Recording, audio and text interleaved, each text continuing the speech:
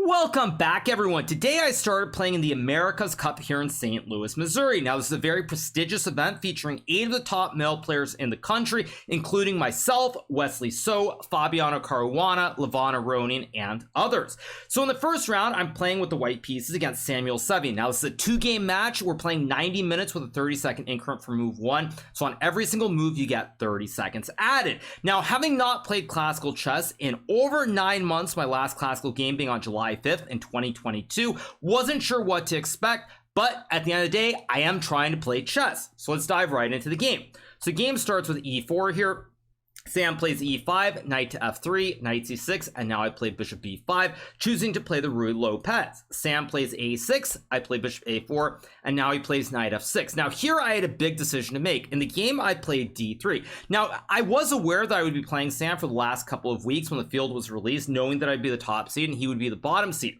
And one opening that I've played several times online against him is castles and knight takes e4, which is known as the open Spanish. Now, as many of you remember, in the candidates tournament back in July against Fabiano Caruana, I did in fact play this open Spanish. It was a very long game, which I did go on to win. Nonetheless, based on how heavy the theory is and the fact that I didn't really want to end up in a memorization test against a player like Sam, who's significantly younger than me, I thought, you know what? Let's not go for that. Let's try to play simpler chess. So therefore, in this position, I decided to play the move d3. This is what we call the closed Spanish because I'm no longer playing for this pawn push to d4. Additionally, it stops black from playing knight takes pawn later on. Sam plays d6, and now I play this unusual looking move c4. Now, the idea behind c4 is multifunctional. First of all, it stops black from playing pawn to b5 here. It also stops black from trying to play for this d5 push as well. So now your bishop is a little bit less active on this f8 square behind this pawn wall. However, on the other hand, I do potentially yield this critical d4 square to a black knight later on. So in this position, we get bishop g4 being played here by Sam, and now I play h3. He trades. He could maybe go bishop h5, but it's a little bit weird because after g4, bishop g6, now his light square bishop is also kind of locked behind some pawn walls here, and it's not really active either. So Sam trades, and now his idea is to try and put a pony on this d4 square because I've created this big weakness by pushing all these pawns on the light squares. So Sam continues by playing this move knight to d7 here, and now I play the move bishop to e3.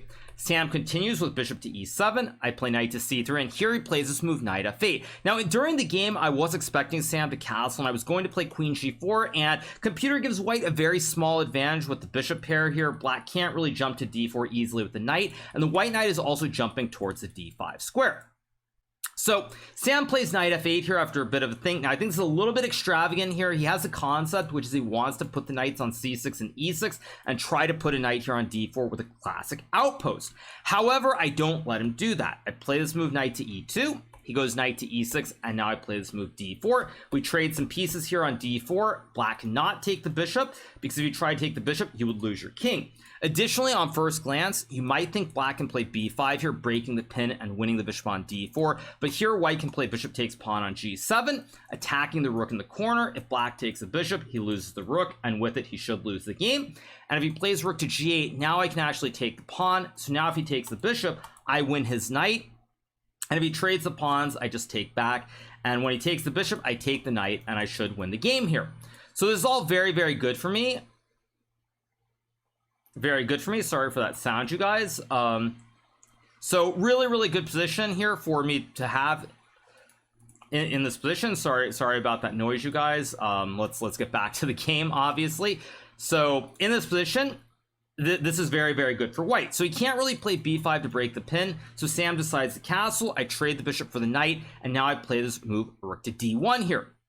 Now, when I play rook to d1, what I'm angling for is to stop black from pushing pawns in the center. Additionally, I have a very nice wooden shield with this bishop on d4, so it feels like white should be a little bit better. That being said, it's very hard to progress, because if I were to say let's just say black plays a move like rook to e8, castles, black can't really play for d5, but it's also very hard for me to play for c5 or e5 right away, because if I go c5 here, black can potentially, let's just say bishop f8, c5, black can potentially play d5 here, and now I have to make a decision with the pawn on e4. So while I have this sort of Maroxy bind with the pawns on c4 and e4, there aren't really clear targets for me to attack. Now, if I can go e5, which is the idea that I have in mind, say plays like rook b8, and I get e5 opening up this diagonal, it starts to get very scary for black, because if he plays c5, I can simply go bishop takes c5. He can't recapture the bishop because then he would lose his queen on d8. So it starts to get very, very scary here for black, and you have to be very precise. Now, in my opinion, I feel like Sam, he didn't realize the danger, and so he wasn't looking for defensive setups. After the game, we spoke quite a bit, and I was under the impression that probably he should have tried to play the c5 move, i.e. moving the queen. If you go c5 right away, I just take due to the pin. But you can play a move like queen to c8 castles on something like c5 and f6, and I don't really have a way to progress in the center. I can't push e5 here because the center is closed. Also, my bishop is staring at a diagonal that's closed as well, so it's a very difficult position to play.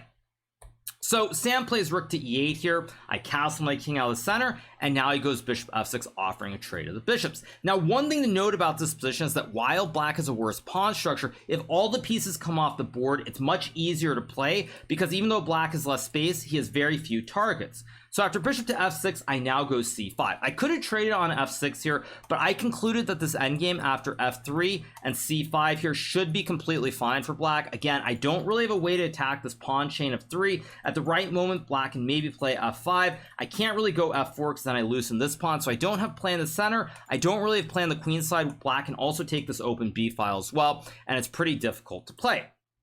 So I play c5 here. Sam decides to play rook to e6. I play bishop takes bishop, and now we get queen takes bishop. I trade, and here Sam makes what I perceive to be a very big mistake. He takes back with the pawn. Now, the reason that I perceive this to be such a big mistake here is that when he takes with the pawn in all these endgames now, black is going to have these double pawns on f7 and f6, as well as these double pawns on c7 and c6, so it's going to be very difficult to play. So I was very surprised by this. I thought he should have taken with the rook here. Now again, after a move like rook d3 with the idea of the double stack, white is still better, but it's not clear what my plan is.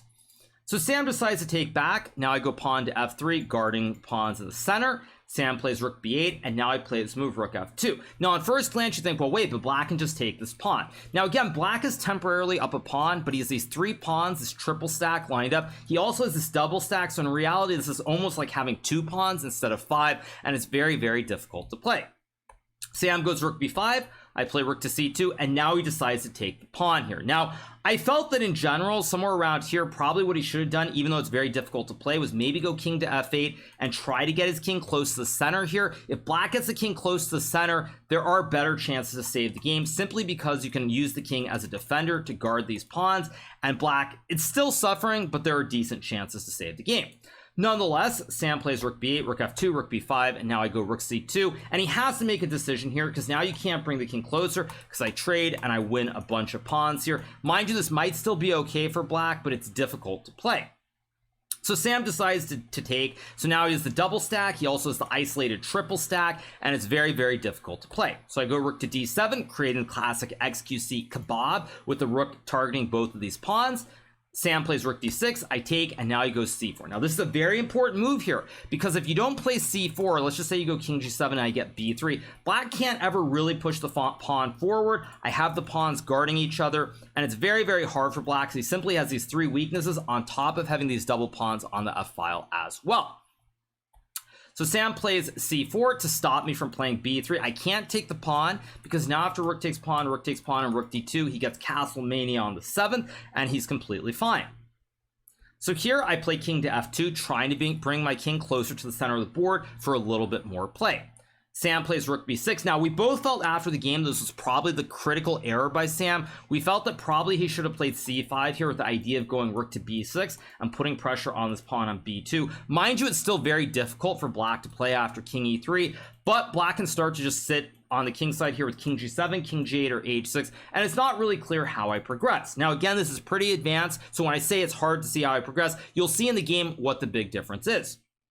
So Sam plays rook b6, king e3, king g7. I go rook a7 here, attacking the pawn on a7. Black doesn't really want to play c5 because now I can go rook takes c4, rook b2, rook takes c5, rook takes g2, and rook c to c7. And now I get my rooks on the 7th rank. I'm attacking here, and it's very, very difficult for black to play. So Here, Sam decides to play rook to d3. I go king f4, and he goes rook d4, basically setting up his rooks, whereas rook on d4 guards this pawn, and the rook on b6 guards both of these pawns, while keeping an eye on this pawn down near my rook.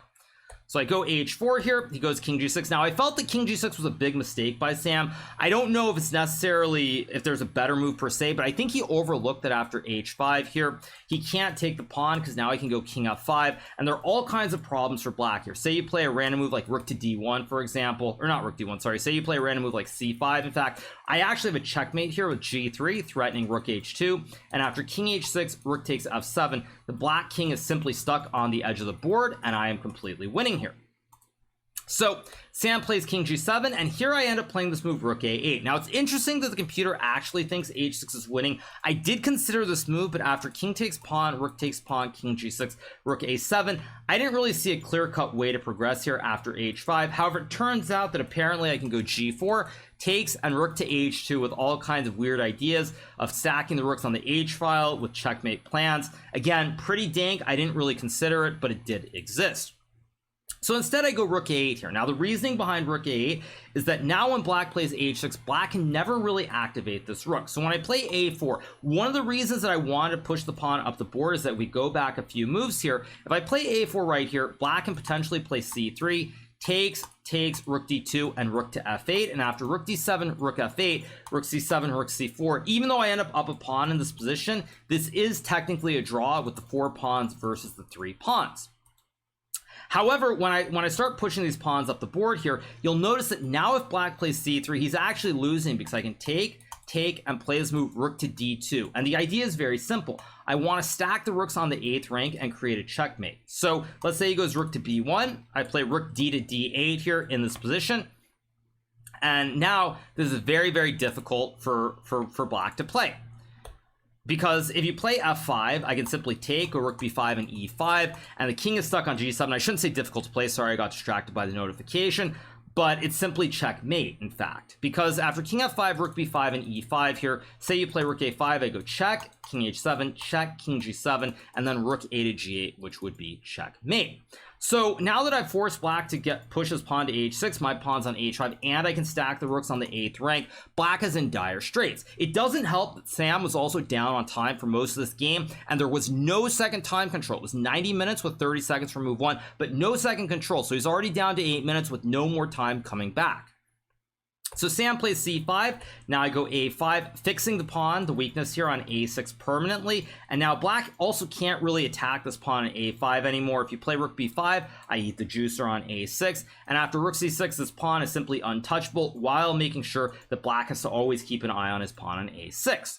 So after rook c6, I go rook to b8. My idea is eventually to play rook b6 here, but not right away. He goes king h7, king e3, king g7, starts waiting, king e2. Now Sam plays rook e6, and I have to go g4 because if I play a move like rook to b7, black can now play f5, getting rid of these double pawns and equalizing in the game. So I play g4 here to stop f5. Now he goes rook to c6 back, and now I play this important move, rook to d2, because now that the entire king side is completely fixed here, black can't push anything. I've got this great pawn structure here, and there's no play over here. I can start to focus on trading rooks and going after this pawn on a6. Sam continues with rook c7. I play rook b6. He goes rook d7, forcing me to trade. Now Sam could have tried to play rook a7. This is a move, but now I can go rook to c2. His rook is stuck here on a7 guarding the pawn, so he has to play something like rook a8. And now the way to win this game is eventually to bring the king forward to f4. And after rook to a8, I can now play this move king to f5, going after the pawn on f6. Black doesn't have a check with rook d5 because the pawn covers a square. And now my rook on b6 will capture one of these pawns. If rook d3, I can even go f4. And this king is snug like a bug in a rug here, and this is completely winning.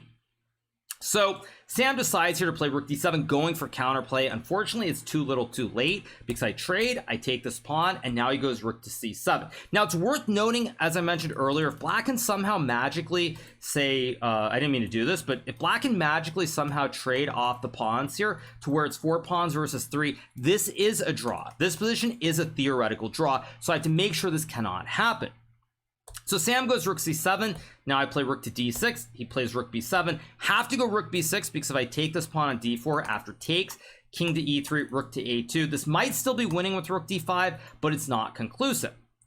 So instead I play rook to b6, he goes rook c7, and now I start pushing p. I use this outside pawn and push it towards the end square to become a queen. After a6, Sam plays c3, I takes back with the rook, I keep pushing the pawn, rook a3, and now I go rook to b7 here. Now when I play rook to b7 here, I'm guarding the pawn. It's one square from queening, but on top of that, black also can't move anything on the king side. If you bring the king to the back rank, I check the king, and then I make a queen, and I win the game. If you move over to this h7 square, then you yield, then you lose the pawn on f7 as well. So the king, wherever it goes, it's a disaster. And so essentially this is what we call zugzwang, where black doesn't want to move, but he has to move. So rook to e3 check is played by Sam. I go king to d2, goes rook a3 to stop me from queening, and now I just play this quiet move, rook to c7. Again, the king can't move. Any square on the back rank, doesn't matter which one, allows a check, and I promote to a queen. Of course, h7 hangs the pawn, so you can't move the king, and so Sam tries f5. After f5, I play this move e5. Now, of course, I could take the pawn as well, but it doesn't matter, and e5 is a very clean way to win, because after we trade on g4 here, black can't do anything. Again, you can't really move the king, and if you play a move like d3 here, I can now actually go e6, king to f6, take the pawn. After king g7, I can go rook to c8, and with the classic wide peepos and the rook on the back rank, black cannot stop both of the pawns.